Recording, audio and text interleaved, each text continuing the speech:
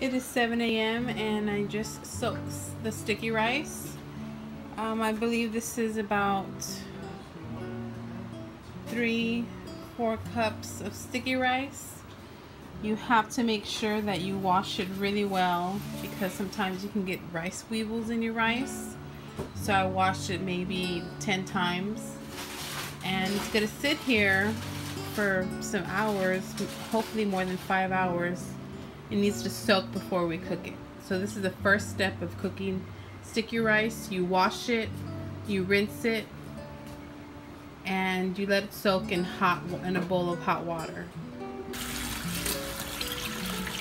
It's been about 8 hours later, and here's my basket that I have. You can find these at the Asian market.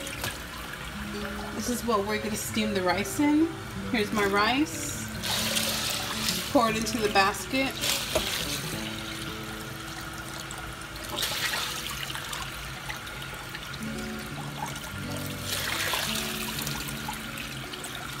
I'm using hot water for this,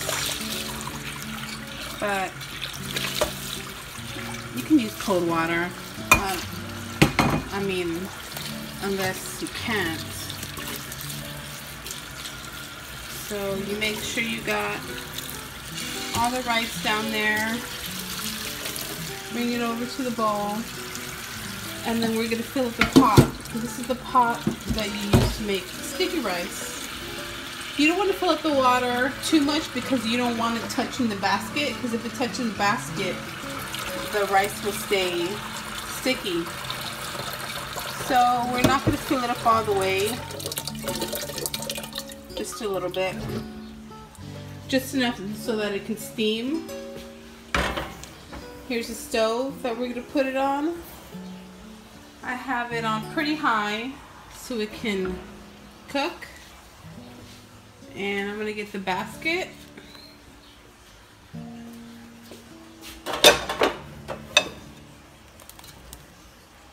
Place the basket on top. That's what it looks like. And I need to find a lid. Where is a lid?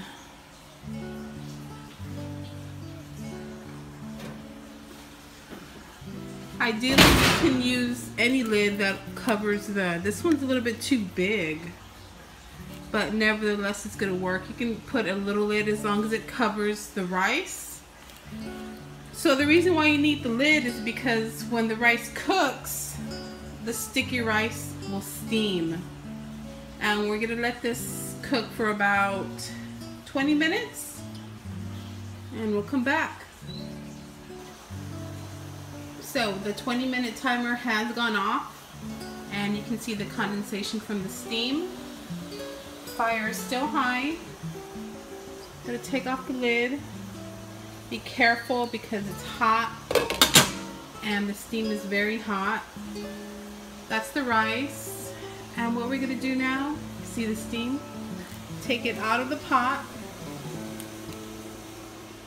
And now we're gonna flip it. You can't do this with one hand, so I'm going to put you down real quick.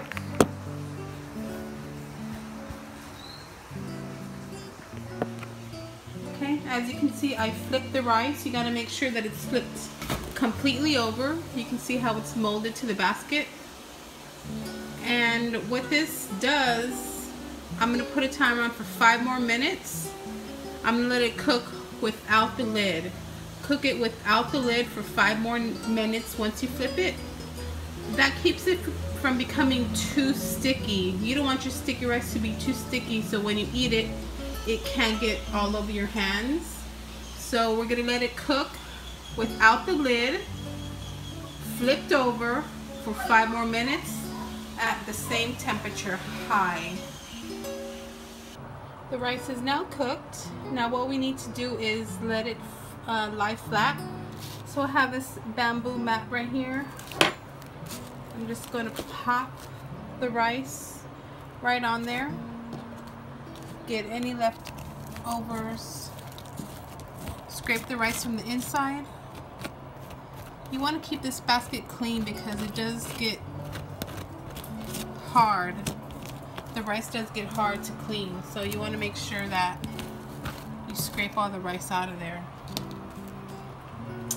And what I'm going to do is just spread it open so the steam can escape to let the rice cool. This is a very important part. Again, you don't want your rice to be too sticky. So that's why you just lay it out, let the steam escape, flip it over. Just keep on doing it, keep on flipping it and turning it until there's very little steam. You can still see the steam going pretty good.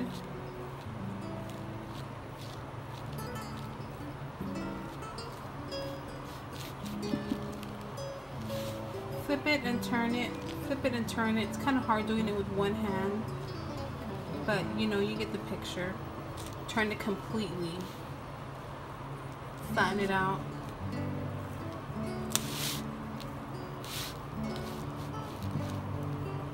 Turn it, flatten it out.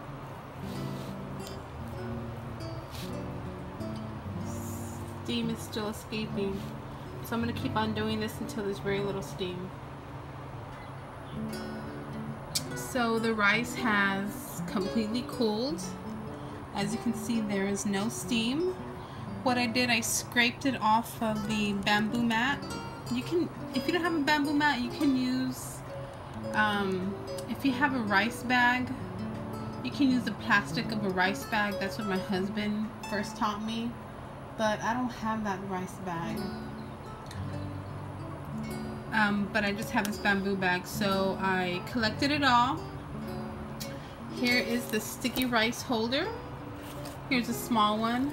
It connects to the string so you can top it, flip it over and top it. And I'm lining my bag with some saran wrap. You don't have to do this if you're cooking for a large group of people. Most likely the sticky rice is going to be consumed in that one sitting.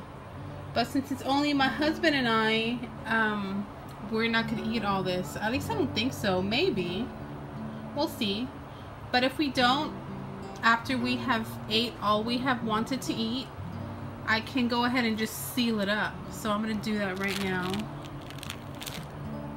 Pop the rice. And if your sticky rice is good, you shouldn't have too much rice sticking to your finger. That means you've let it steam properly when you flipped it over without the lid. If you don't flip it over, and if you put the lid on, your rice is going to be way too sticky. So here it is, my sticky rice. I'm proud of it. I learned how to do this actually. I'm married to a Laotian. I'm myself an Hispanic. So all you Laotians out there watching this, don't judge me too harshly because I didn't grow up making this. I learned how to make it. And I just, yeah. So I'm going to scrape a little bit of this rice I have left and put it into this ball. And so that's basically how you make sticky rice. It's really good. It's really addictive. And actually sticky rice is pretty awesome because it's a non-gluten, it's a gluten-free gluten rice. That's pretty cool, right? Here's how you pinch off some of that sticky rice. Just grab a little, as much as you want to eat, then you're going to roll it in your hand. Roll it, roll it, roll it, roll it. As you can see, there's not a lot of rice sticking to my fingers. That's what you want. You just want a perfect ball of sticky rice. Look at that. Let me take a bite.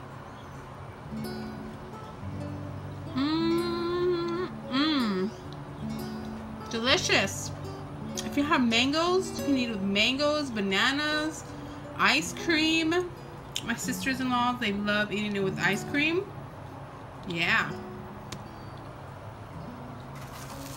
Just gonna close it up.